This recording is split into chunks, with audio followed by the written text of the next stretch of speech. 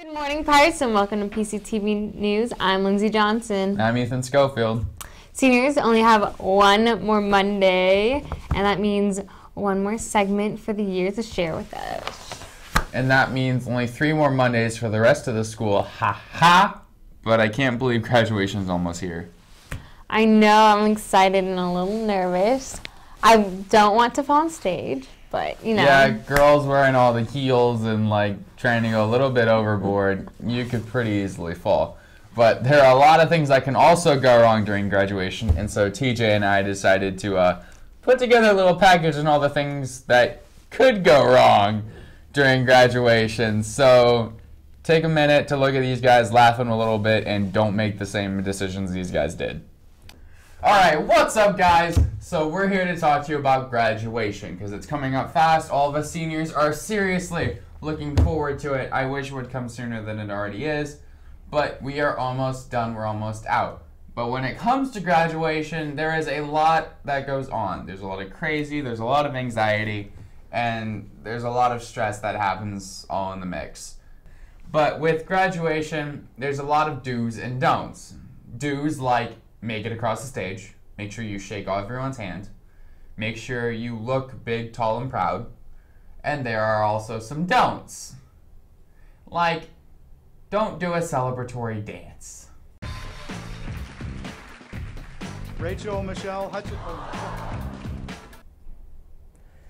Or the cartwheel.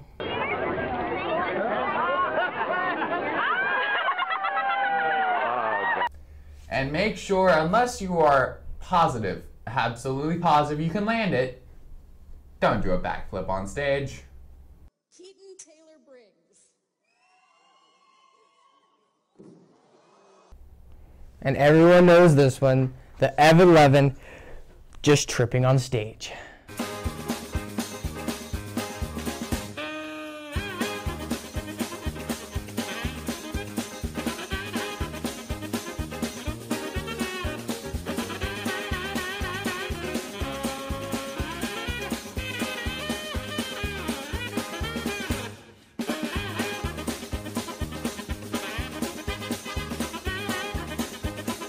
Now, a lot of those looked really painful, so please don't trip on stage, or if you do trip, recover with some serious style.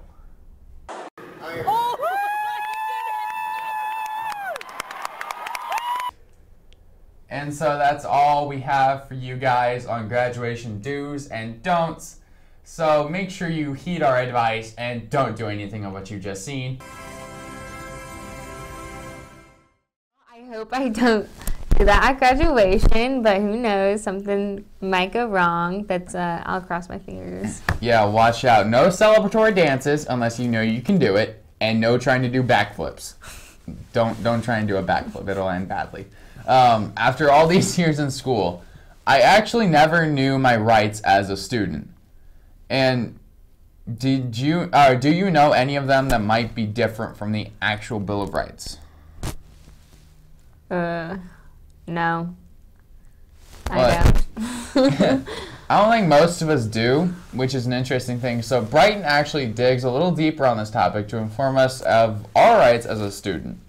So we're going to take a look at that right now. You might think you have your rights in school, but if you really think about it, do you? Today I'm going to talk to you about your rights as students within the school.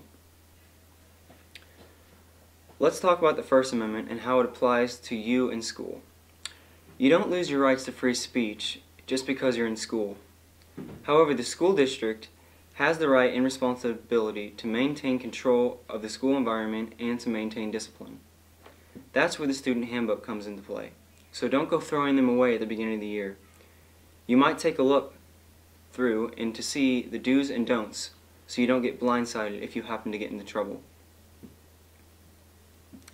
An example of this would be an example from a book that I checked out at the library, Teens' Rights Within Schools, is a case involving a school newspaper that was produced as a part of a high school journalism class. The school principal reviewed each issue prior to the publication. In the issue that triggered this case, the principal objected to 2 stories. One was about pregnant students and their experiences. The principal did not like the coverage of sexual activity and birth control. The other story was about the impact of divorce on students.